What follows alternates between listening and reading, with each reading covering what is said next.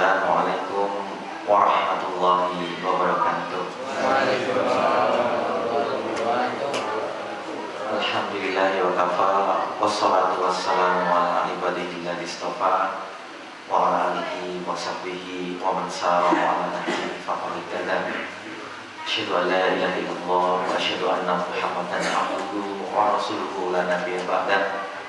Allahumma salli ala Muhammad wa ala alihi wa sahbihi wa man walah. Para takmir, para jamaah yang insya Allah dirahmati Allah. Alhamdulillah pada pagi hari ini kita dipertemukan Allah Subhanahu wa Ta'ala dalam kesehatan dan sehat walafiat. Mudah-mudahan apa yang kita lakukan memperoleh ridho dari Allah Subhanahu wa Ta'ala dan dijadikan sebagai amal kebaikan kita di hari akhir nanti. Amin. Salawat serta salam kita aturkan pada junjungan kita Nabi Agung Nabi Muhammad Sallallahu Alaihi Wasallam, pada keluarganya, para sahabatnya, para pengikutnya, dan mudah-mudahan kita termasuk pengikutnya yang insya Allah istiqomah sampai akhir hayat nanti. Allahumma amin. Bapak Ibu yang dirahmati Allah, alhamdulillah bisa senang sekali silaturahmi di Masjid Istiqomah nih Pak ya. Ya, Masjid Istiqomah yang insya Allah jamaahnya juga istiqomah ini, masya Allah. Amin. Yang kalau sholat subuh berjamaah itu pahalanya sangat luar biasa nih. Sebelumnya diawali dengan sholat sunnah subuh. Nama lain sholat subuh itu sholat fajar nih. Rakaatil fajr khairum minad dunya wa ma fiha. 2 rakaat subuh ya, 2 rakaat qobliyah subuh juga itu lebih baik dari dunia dan seisinya. Jadi kalau kita senantiasa istiqomah sholat ya, qobliyah fajar, qobliyah subuh, itu barangkali kita lebih kaya dari orang terkaya di dunia saat ini ya. Mungkin dari Jeff Bezos atau yang pemilik Tesla itu mungkin ya. Tapi Bapak Ibu yang dirahmati Allah, jadi alangkah luar biasanya kita diberikan kesehatan oleh Allah. Wabil khusus, kita diberikan nikmat hidup. Nah, hidup itu nikmat kalau menurut saya. Ya, karena Al-Quran sendiri mengatakan hidup itu sangat berarti di sisi Allah. Jadi dalam setiap detik dalam kehidupan kita, setiap menit dalam kehidupan kita, itu sangat berarti ya. Jadi hidup itu sangat berarti ya Bapak Ibu. Oke. Coba bayangkan, ngapunten ya, kita saat ini diselamatkan oleh Allah. Gimana? Banyak orang yang meninggal ketika pandemi. Di luar itu juga ada orang yang meninggal ya. Orang di darat bisa kecelakaan, di laut bisa tenggelam, di udara bisa jatuh. Betul ya? Jadi kalau menurut saya ya, mati itu nomor cabut ya, bukan nomor urut ya. Siapapun bisa, chance untuk meninggal itu sangat-sangat bisa. Mobil khusus tidak perlu, tidak hanya orang-orang yang sudah sepuh yang meninggal itu, orang yang masih muda ya, pemuda-pemudi itu chance-nya malah lebih besar itu nih. Yang maupun kebut-kebutan di jalan, kemudian maupun yang minum oplosan dan lain sebagainya itu rata-rata ya pemuda ya. Kalau jarang ya bapak-bapak yang sudah sepuh itu harus ngoplos itu ya, jarang ya, mungkin enggak lah. Tapi kalau orang di Jawa Timur ya, ada 17 ya minum oplosan meninggal itu ya, masya Allah, luar biasa ya. Jadi untuk chance meninggal itu tidak harus sepuh, tapi semua orang kesempatan ya. Kapan dipanggil oleh Allah dia harus siap seperti itu. Jangan nunggu, wah aku izin nom, barangkali di antara kita yang masih muda, wah aku izin nom, bisa suwe gitu kan, jari sopo. Nah, kalau ini ingat minum ya, maka yang ingin saya sampaikan bahwa yang pertama yang harus kita syukuri, alhamdulillah kita diberi hidup oleh Allah Subhanahu wa Ta'ala di masa-masa seperti ini. Berapa banyak orang yang meninggal dunia, berapa banyak orang yang sakit, berapa banyak orang yang tidak bisa menghirup udara seperti saat ini kan, masya Allah. Kalau bapak ibu di sini, alhamdulillah saya yakin sehat-sehat gitu, amin. Sehat-sehat, gitu. Maksudnya rezekinya lancar, gitu, masya Allah. Gitu. Dan lebih harus bersyukur. Oleh sebab itu apa? Cara kita bersyukur kepada Allah, ya kita itu sholat jamaah, sholat subuh berjamaah, melakukan kebaikan-kebaikan, gitu. Masya Allah, luar biasa. Saya 2018 itu punya rekan kebetulan. Rekan saya itu kerjanya di Pangkal Pinang, Bapak. Kerjanya di Pangkal Pinang. Beliau mau ngurus istrinya yang baru melahirkan di Jawa Tengah aslinya. Kok dilalahnya? Dilalahnya itu bahasa Indonesia kebetulan. Susah juga bahasa Indonesia. Dilalahnya. Bahasa Jawa itu agak singkat. Kebetulan beliau pulang ya ke Jawa Tengah setelah ngurus-ngurus, kemudian mau kerja lagi di Pangkal Pinang, Bapak Ibu. Saya pindah Pangkal Pinang, ya beli tiket, ya tapi harus di Jakarta, ya. Lewat Jakarta, dan kok kebetulan, masya Allah, ketika itu macet di jalan, macet di jalan, kemudian nggak bisa boarding, ya nggak bisa terbang. Nah, masya Allah ya. Ketika mendengar itu beliau kecewa, wah seperti ini. Lalu 6 menit berikutnya, masya Allah pesawatnya itu jatuh di perairan Karawang ketika itu. Utamanya bilang, masya Allah ya, innalillahi wa inna ilaihi rajiun gitu ya. Di samping innalillahi ya alhamdulillah karena dia nggak jadi terbang gitu. Allah berikan kesempatan hidup, gitu. Nah, tiketnya itu difotokan itu ke kami itu, ini foto tiketnya yang saya beli itu. Seharusnya saya terbang, lawan dilalahnya saya macet, jadi terjebak macet dan tidak bisa terbang gitu, masya Allah. Nah ini kalau Allah berikan kenikmatan hidup, berarti saya harus manfaatkan sebaik-baiknya, ya. Saya harus betul-betul hidup ini hanya untuk Allah, umpamanya ya seperti itu. Bapak Ibu yang mulia, makanya ini saya sampaikan, hidup ini sangat berarti di sisi Allah. Kehidupan kita itu sangat berarti. Subhanallah walhamdulillah itu kalimat yang ringan di lisan, tapi berat di timbangan, ya. Jadi konsep hidup itu jangan sampai kita itu berputus asa dari rahmat Allah. Jangan sampai kita itu mutung bahasa Jawanya, ya. Jangan sampai kita itu putus asa, ya. Karena hidup itu berarti. Kita itu mengucapkan subhanallah walhamdulillah itu sudah tinggi. Apalagi kita melakukan kebaikan-kebaikan lainnya. Masya Allah, itu sangat luar biasa. Makanya dalam Islam itu konsep hidup itu berbeda dengan konsep hidupnya orang yang tidak berislam, yang tidak Islam, ya. Orang-orang Barat lebih khusus.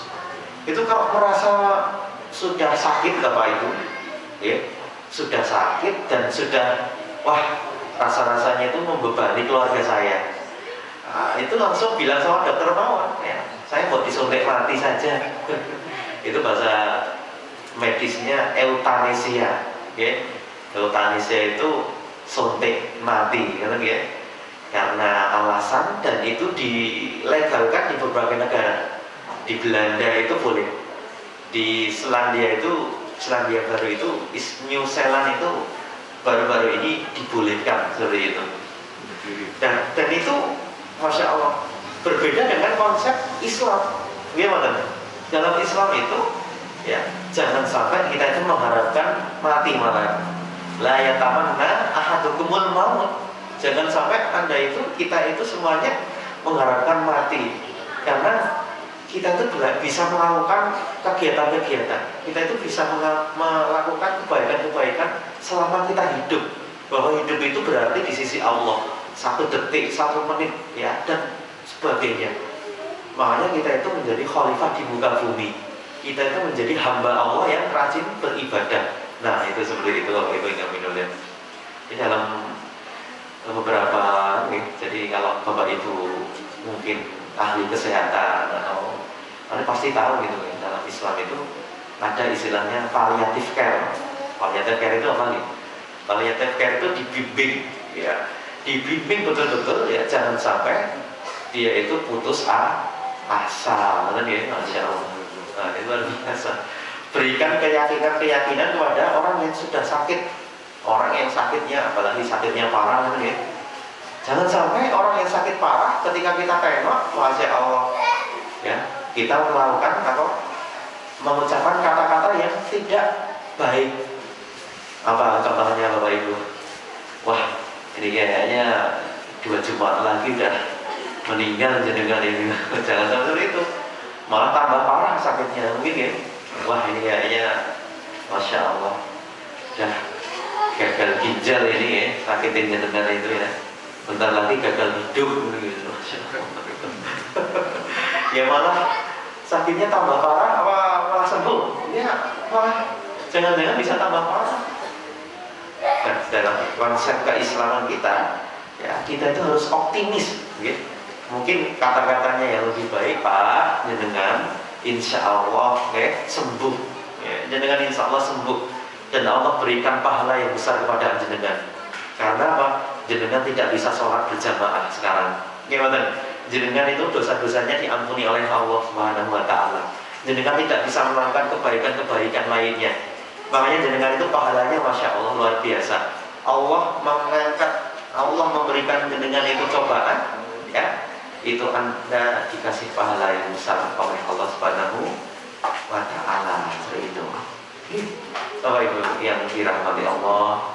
Kemudian yang kedua, tentu yang sangat penting lagi, kita menjadi pribadi yang apa? Punya ilmu. Ilmu itu adalah bekal kita, Bapak Ibu yang kami muliakan. Ilmu itu adalah masya Allah cahaya kehidupan, ya. Ilmu yang ilmiah, amal yang amaliyah. Nah, seperti itu. Rasulullah menghentikan di dalam hadisnya, man yuridillah bihi khairan yufaqihu fiddin.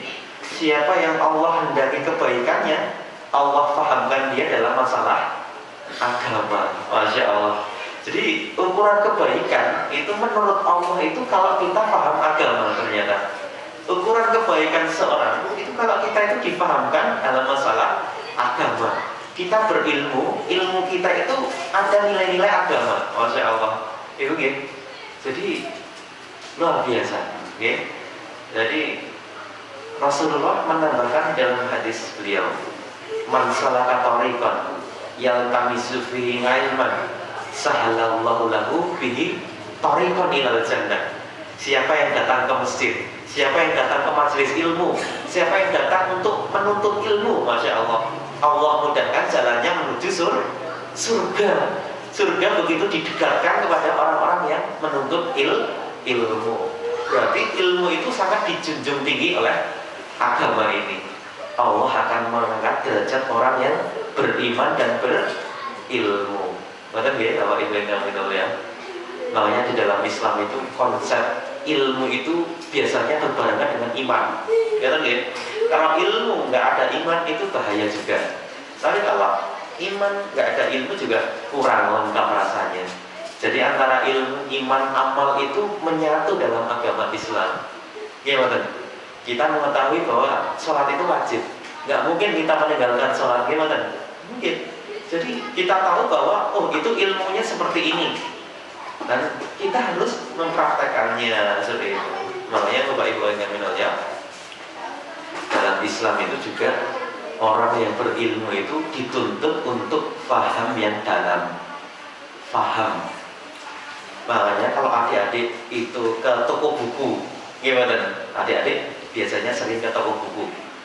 Itu coba cari ilmu sholat, ilmu zakat. Panten nggak kira-kira? Ada nggak kira-kira? Jarang. Yang ada apa? Fikih sholat, fikih zakat, fikih haji. Kenapa tidak memakai ilmu? Karena dalam Islam itu orang yang berilmu itu dituntut untuk paham. Makanya bahasanya fikih. Dan fikih itu adalah pemahaman ilmu yang sangat dalam. Seperti itu ya. Makanya dalam Islam seperti itu Bapak Ibu yang ya. Kalau nggak dalam, orang yang haji atau umroh itu ngapunten, sholatnya itu bisa salah kiblat meskipun sudah sampai Mekah. Loh kok bisa mas? Ceritanya gini Bapak Ibu. Jadi ada jamaah kita dari Indonesia nih. Itu kebetulan umroh ya. Alhamdulillah saya sebelum pandemi itu selalu mendampingi jamaah juga. Jadi saya tahu kan ya. Jadi beliau itu ingin ke tempat lahirnya Nabi Muhammad SAW yang sekarang itu jadi perpus, okay? Perpustakaan itu dulu tempat lahirnya Nabi Muhammad di situ. Kalau rumahnya Abu Jahal itu sekarang itu jadi toilet di Masjidil Haram itu gitu. Jadi di dunia ngapunten itu kadang dihinakan dan masya Allah ya, jadi orang yang di dunia itu jadi al jaza min jinsil amal kata ulama itu, balasan itu dari satu amal. Biasanya dia itu melakukan apa, mungkin dia sering menyakiti ini, kemudian balasannya itu juga disakiti gitu ya. Itu namanya istilahnya al jaza min jinsil amal. Karena dulu Abu Jahal itu sering bawa kotoran gitu ya. Makanya dibalasnya mungkin itu dijadikan rumahnya itu toilet itu nih. Nah, Bapak Ibu yang ya, kembali ke rumahnya Baginda Sallallahu Alaihi Wasallam. Rumahnya Baginda Sallallahu Alaihi Wasallam sekarang jadi perpustakaan. Lah orang Indonesia itu pengen ke situ, nekat sholat di situ. Padahal apa? Padahal di situ sudah dilarang sholat. Karena kalau sholat di situ otomatis membelakangi kiblat. Gimana? Jadi kiblatnya di Ka'bah, kemudian dia keluar, kemudian madepnya ke situ. Orang Indonesia nekat mawon, ya tetap sholat di Allah, padahal dilarang sholat di situ. Nah, apa bedanya? Kenapa harus jauh-jauh sampai Mekah kalau nggak paham terhadap agama, kan? Kenapa harus jauh-jauh ya, meninggalkan tanah air kok tidak ada kepahaman di dalam agama? Kalau niatnya cuma plesir ya, itu masjid suci aku juga bagus. Fatimah Zahra di Semarang juga oke, ya. Bahkan sekarang ada haji metaversal, gitu. Haji virtual, gitu, ya. Jadi itu gimana ya? Jadi teknologinya canggihnya luar biasa sekarang itu. Ya. Tapi rasa-rasanya kalau ibadah itu kok nggak mantep, gitu, ya. Kalau nggak langsung, gitu, ya. Ibadah online nggak cocok, ya. Ya, teknologi itu kadang tidak bisa menjawab tujuan hidup kita. Bagaimana kita beribadah tidak bisa, Bapak Ibu. Kadang-kadang seperti itu. Saya rasakan lagi. Coba kita dengan teknologi yang canggih seperti ini, spiritual kita itu meningkat atau malah turun? Kira-kira turun, betul, betul. Orang zaman dahulu, ulama-ulama zaman dulu, masya Allah, spiritualnya itu naik, meskipun teknologinya belum seperti sekarang ini. Gimana? Mungkin sekarang itu bangun tidur WA, gimana? Sebelum tidur WA, itu nggak masalah kalau menurut saya. Tapi kalau orang-orang zaman dahulu sebelum tidur Quran, setelah tidur Quran, ngaji, gitu ya, masya Allah. Sekarang itu bukan spiritual, malah spiritual sekarang itu ya. Jadi malah benda-benda boneka itu disembah gitu ya, alhamdulillah. Di masa pandemi itu gak ketok banget. Gimana? Wah, saya kalau nggak dapat BLT, wah iso mana nih? Kan? Saya nggak dapat BLT 600.000, saya nggak bisa apa-apa ini. Padahal yang ngasih rezeki Allah. Bagaimana Rasulullah itu mengajarkan konsep tawakal, gimana? Usaha manusia itu sebaik-baik usaha itu karena tangannya sendiri. Dulu ulama-ulama kita ini kalau nggak ada apa-apa nandur apapun yang bisa ditandur. Apa yang bisa ditanam Bapak Ibu ditanam. Mereka memakan hasil dari panen seperti itu. Makanya kalau Bapak Ibu di sini masih ada keluarga yang petani, itu harus diacungi jempol. Kalau masih ada petani yang tradisional seperti itu harus dihargai. Gimana? Karena Imam Nawawi mengomentari hadis sebaik-baik usaha itu hasil dari usahanya sendiri, hasil dari tangannya sendiri. Jadi apa intinya? Jadi bahwa kalau petani itu ya memang kalau nggak panen ya betul-betul orang nggak bisa makan bisa gitu. Makanya luar biasa hadis dari Rasulullah Shallallahu Alaihi Wasallam. Gitu. Bapak Ibu yang mulia, makanya spiritual kita di era pandemi ini harus meningkat, harus meningkat ini, harus meningkat. Jangan sampai kita itu turun malah spiritual kita, keimanan kita kepada Allah, jangan malah menurun ya. Meskipun sekarang ini teknologi sangat canggih, teknologi itu memudahkan manusia saja, tapi tidak bisa menjelaskan tujuan hidupnya apa. Tujuan hidup, bagaimana hidup yang baik, bagaimana kita memperoleh hidayah, itu teknologi nggak bisa menjangkau itu. Bapak Ibu yang menolak, kembali ke tadi. Jadi dalam agama itu kita harus paham, dan pahamnya itu harus paham yang mendalam. Jadi itu ya, Masya Allah. Oke. Yang berikutnya adalah menjadi pribadi yang meneladani Rasulullah Shallallahu Alaihi Wasallam. Kita berapa menit lagi ya Pak? Saya nanti diingatkan lawan buat teman-teman. Oh, oke. Monggo disabi, sekalian disabi. Sekalian santai-santai lawan gitu. Saya senang sekali kalau santai-santai seperti ini ya, kita bisa dialog, kita bisa diskusi ini nanti. Nah, Bapak Ibu yang minor ya, meneladani Rasulullah Shallallahu Alaihi Wasallam. Rasulullah itu pribadi yang sehat atau kurang sehat? Pribadi yang sehat, ya. Selama hidup beliau itu menurut ulama dari Mesir, Dr. Hussein Haikal itu hanya 2 kali Pak sakitnya. Yang pertama sakit koma, yang kedua sakit namanya syahr. Apa itu? Yang pertama insomnia, nggak bisa tidur. Yang kedua itu migrain, sakit, dan beliau meninggal dunia itu total sakit beliau itu hanya 2 kali. Masya Allah. Berarti Rasulullah itu adalah pribadi yang sehat. Atau Allah menjelaskan di dalam Al-Quran, laqad kana lakum fi Rasulillahi uswatun hasanah. Ya Allah ya telah memberikan prototipe, Allah telah memberikan ini loh suri teladan kita, seperti itu. Ini loh kanjeng Nabi kita, seperti itu. Nah kanjeng Nabi itu Masya Allah luar biasa. Kan kita kan dikit-dikit kasetnya sidik sama Nabi itu sebenarnya. Gimana? Nabi itu tidurnya sedikit. Kalau kita itu sedikit-sedikit. Nabi itu banyak berzikir. Kita itu zikirnya sedikit sampai 70 sampai 100 kali di dalam hadis itu ya, Rasulullah. Istighfar itu ya, belum zikir dan lain sebagainya. Kalau kita nah gitu nggak tahu ya. Masya Allah. Jadi Rasulullah yang seorang prototipe yang sangat luar biasa itu perlu kita contoh Bapak Ibu. Bagaimana Rasulullah itu hidup ya. Beliau sehat itu rahasianya apa kira-kira? Ada penelitiannya nggak kira-kira itu?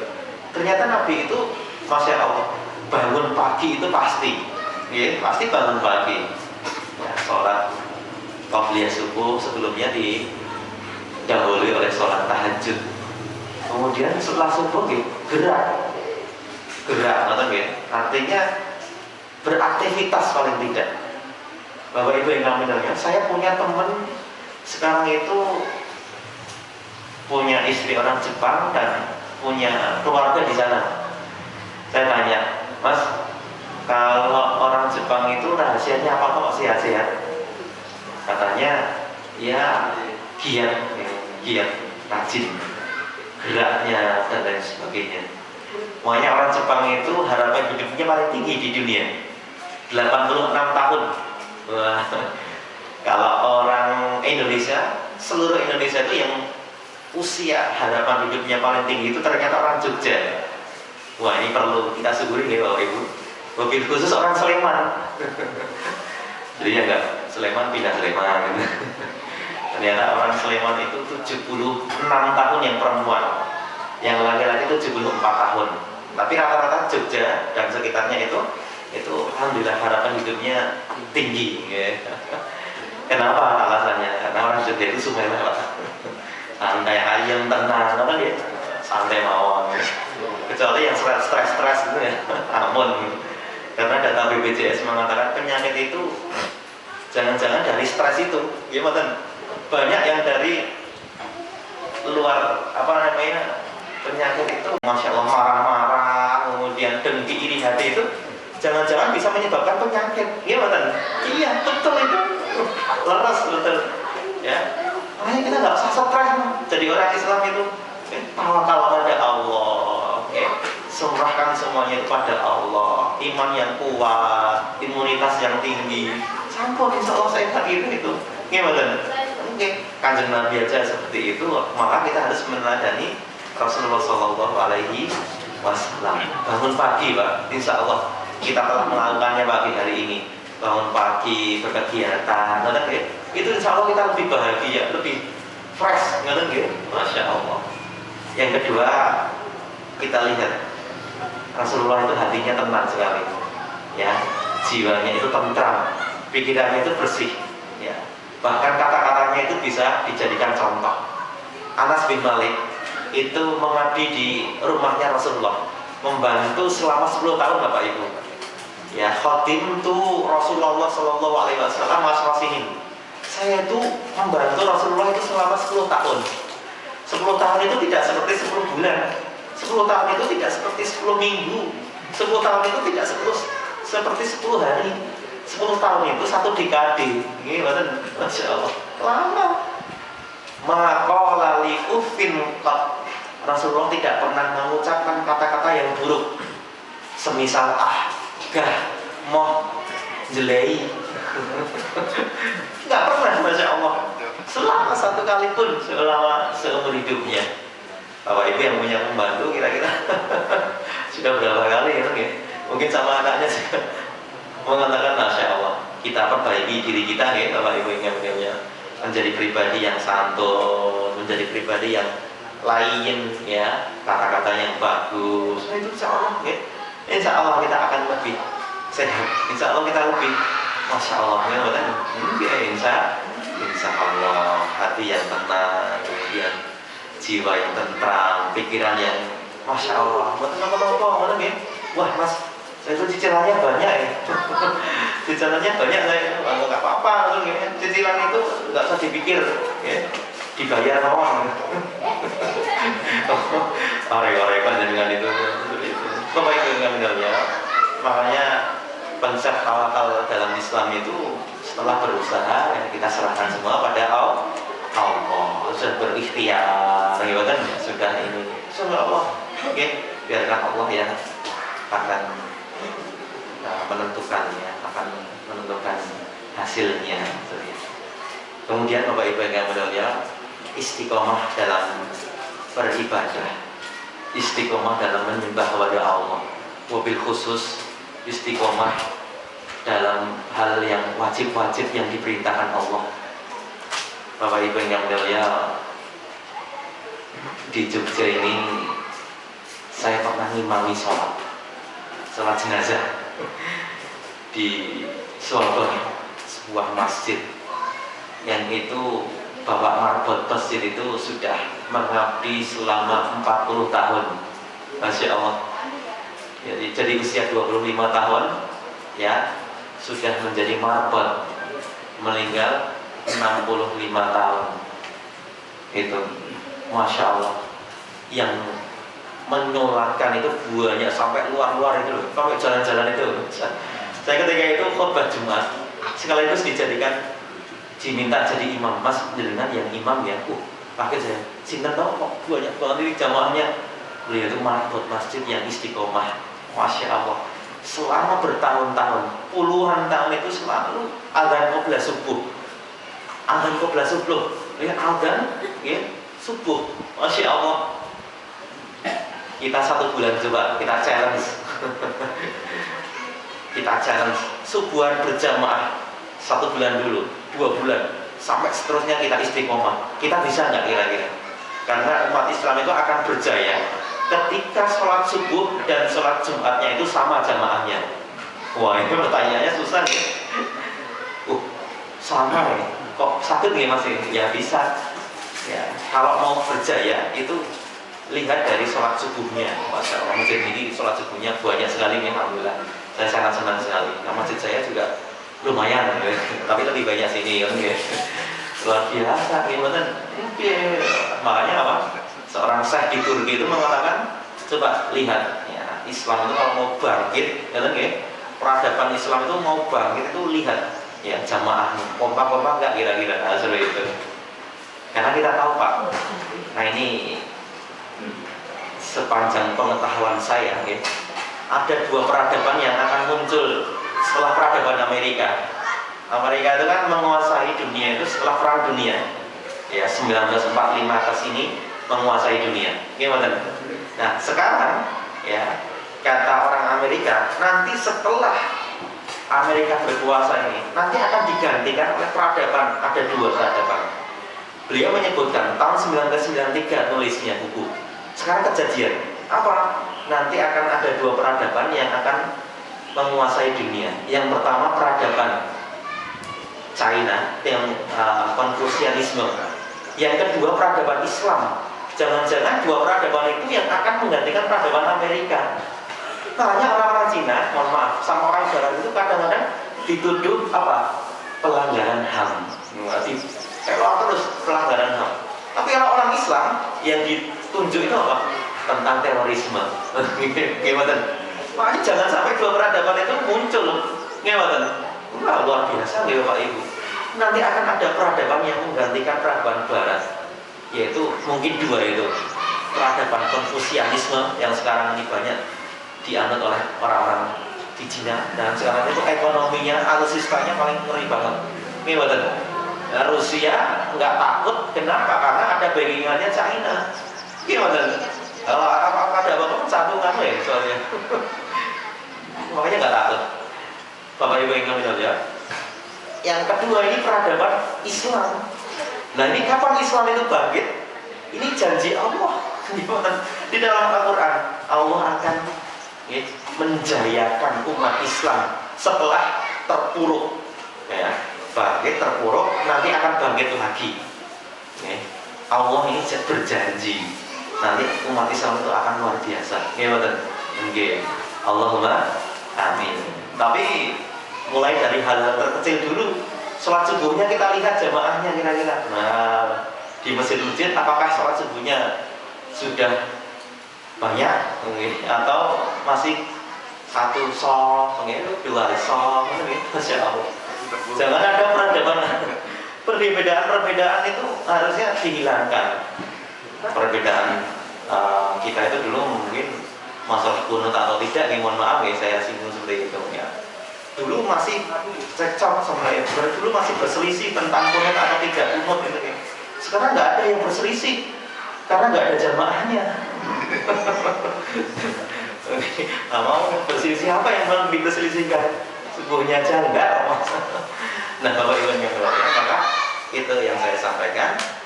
Maka istiqomah dalam beribadah, dalam menyembah kepada Allah. Wa'bud rabbaka hatta ya'tiyakal yakin. Sembahlah Allah sampai datang yakin. Yakin itu menurut Pak itu maut. Sembahlah Allah sampai maut menjemput. Wah, itu kan. Syukur-syukur ketika kita dijemput oleh maut, dijemput oleh malaikat, kita dalam keadaan ibadah pada Allah. Syukur-syukur bisa keadaan sujud. Syukur-syukur bisa keadaan, Masya Allah, beribadah dalam kebaikan. Masya Allah. Allahumma amin. Tadi saya teruskan cerita saya, ya, sholat subuh. Maaf, saya sholat jenazah. Yang itu marbot masjidnya tuh istiqomah sekali. Banyak sekali yang melayat, ya, banyak sekali yang takziah, banyak sekali yang menyolatkan. Tapi kalau kita mohon maaf suatu ketika meninggal, yang layat cuma 25 orang, yang 5 orang itu debt collector semuanya. Kasihan ahli warisnya nanti. datang nelayan hanya untuk apa? Nagih hutang. Waduh, repot. Iya betul. Mungkin. Makanya Bapak Ibu yang mulia, kita Bismillah, ya. Bismillah istiqomah sampai akhir hayat kita. Allahumma amin. Ya. Mau pilih cerah semangat, ya. Mohon maaf. Kita kalau ada pertanyaan boleh nggak? Boleh nggak? Boleh. Silakan kalau ada yang mau menambahkan, kalau mau ada pertanyaan, saya sangat senang sekali Bapak Ibu. Saya juga di sini sambil silaturahmi, sambil meningkatkan juga, sambil belajar juga, ya. Bukan berarti di sini saya yang paling ini, bukan, tetapi kita semuanya menjadi hamba Allah yang belajar, betul ya? Semua menjadi Allah yang Bismillah ikhtiar untuk menuntut ilmu. Kalau ada masukan, saya sangat senang sekali, Bapak Ibu. Dengan Pendeta Anwar yang mau bertanya, kami persilahkan. Atau saya persilahkan ya, Bapak itu. Monggo Bapak, apa Ibu yang mau menyampaikan pertanyaan, dipersilahkan. Mungkin untuk jawab pertanyaan sebelum sholat dulu. Sudah waktu ya Mas? Pak, belum. Ya, monggo. Masih 5 menit Pak. Kalau nggak ada, menurut saya dulu salah. Iya, Satu boleh ya saja.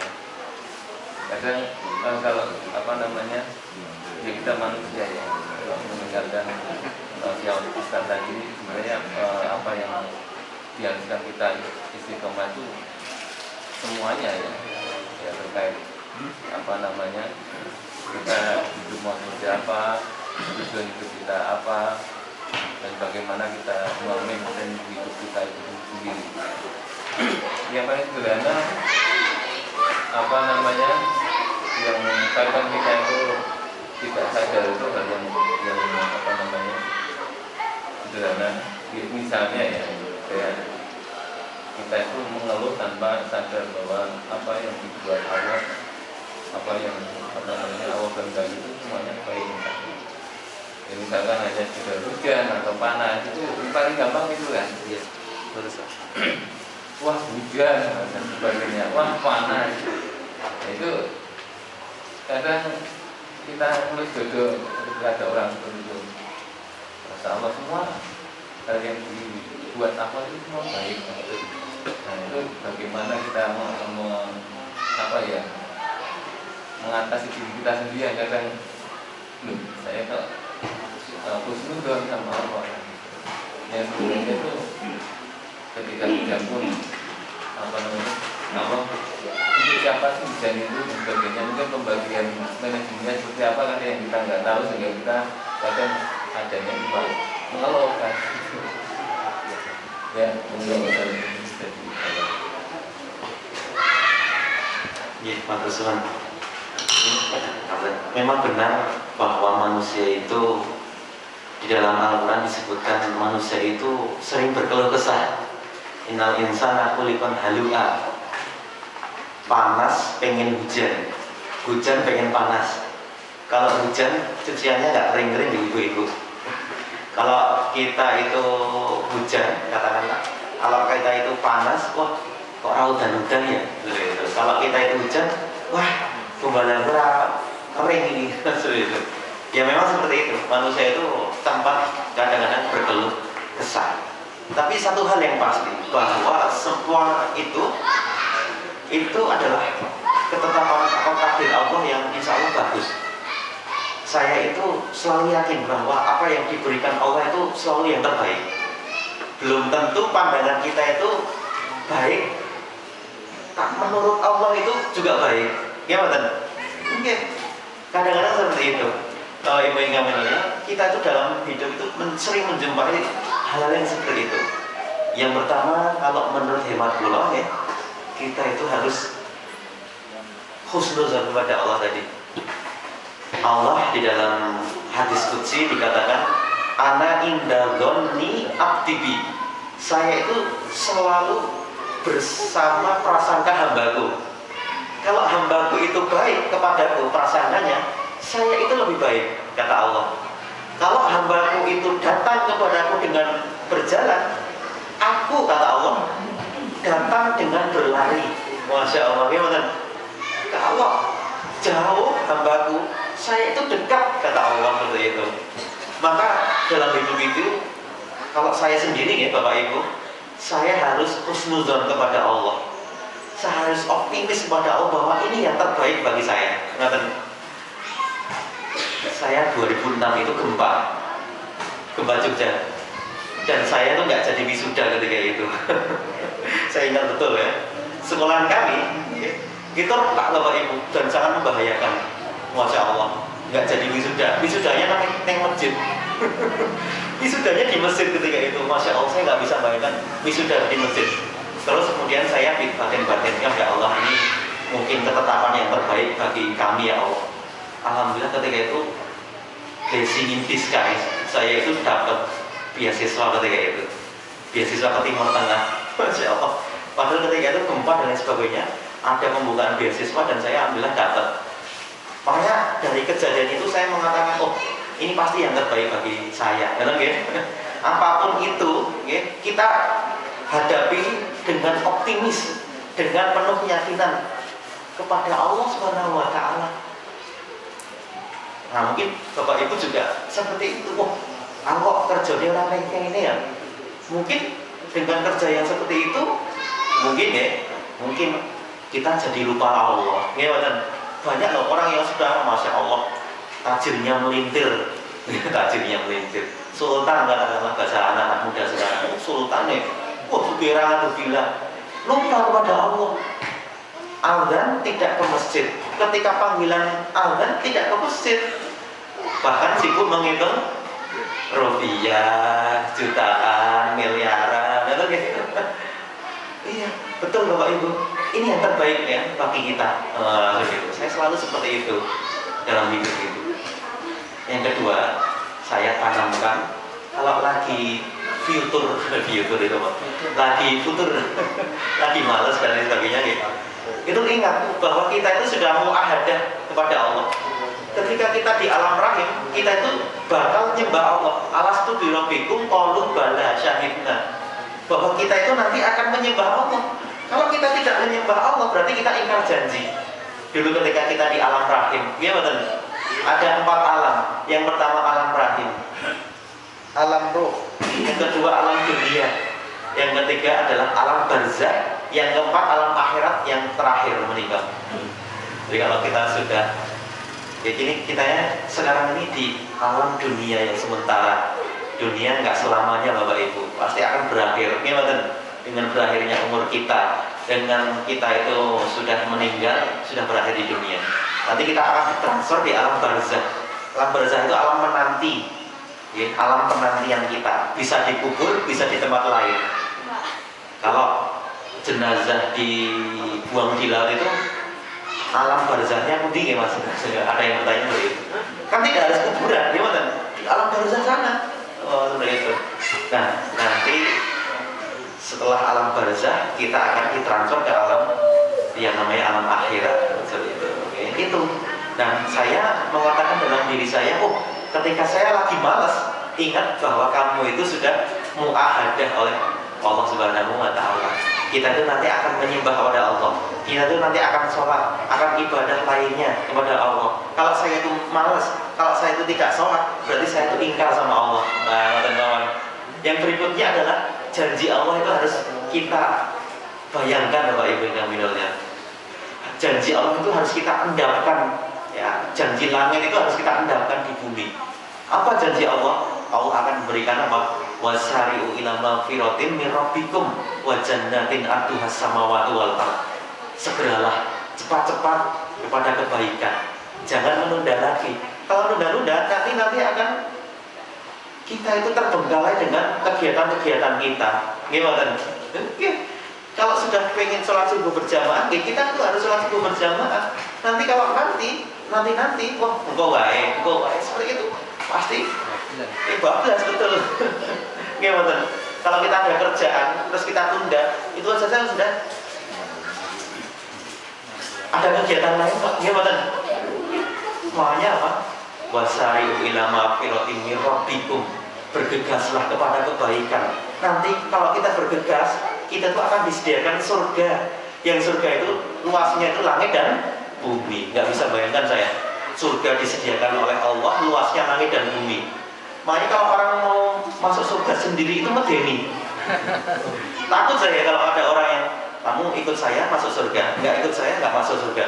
Dia sudah mengklaim surga, nggak boleh seperti itu. Mau mati ya bro, meninggal saja belum kok sudah.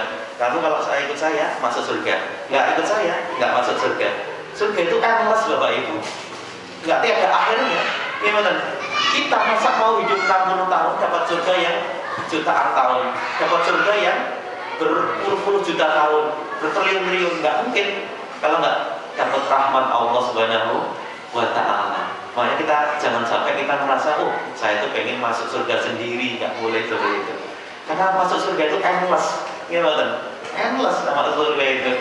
Kita itu 80 tahun katakanlah usia kita, yang 10 tahun ragu lah karena kita punya anak, gimana? Ya, jadi 10 tahun, 80 tahun kan 10, 70 tahun, yang 10 tahun ragu. Yang 10 tahun itu merasani, dengki, iri hati dan lain sebagainya. Gimana? Jadi 60 tahun, Masya Allah, diberikan usia kita itu, Masya Allah. Terus kita dapat surga yang selama-lamanya, Masya Allah. Kita harus hadirkan janjinya Allah. Surga itu yang luasnya langit dan bumi, yang kita itu walakum fiha matashtahi anfusakum, walakum fiha matadabun. Kita tuh ngapa-ngapain boleh di surga. Sudah tidak ada kewajiban lagi di surga. Di surga itu adalah darul qoror. Darul Qoror itu darul yang suatu tempat yang ketetapannya itu Masya Allah. Kita sudah tidak berusaha lagi di situ. Kita tinggal apapun kita dapat, Masya Allah. Gimana? Ini harus hadirkan sikap-sikap seperti itu. Ya. Harus optimis kepada Allah dan insya Allah kita menjadi pribadi yang istiqomah sampai akhir hayat. Allahumma amin. Ya, makasih dulu misalnya. Untuk mengakhiri kita mungkin ada closing statement. Closing statement ya, kita berdoa pada Allah, mudah-mudahan kita diberikan usia yang panjang, diberikan kesehatan sehingga kita bisa beribadah, sehingga kita beraktivitas gitu ya, bisa ini dan ini. Sebab kalau kita itu sakit, wah repot. Gimana? Betul, kalau kita sakit itu repot sekali rasanya. Makanya ya Allah, sudahlah, alhamdulillah kita syukurilah semuanya itu ya. Kita nggak usah punya angan-angan yang terlalu tinggi terhadap dunia.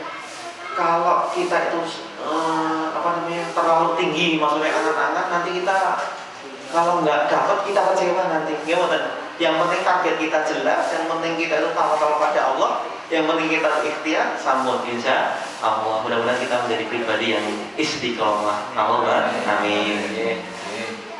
Sudah maksudnya. Terima kasih Bapak sekalian, Ibu sekalian, kita sudah mengikuti dan mendengarkan kajian kita.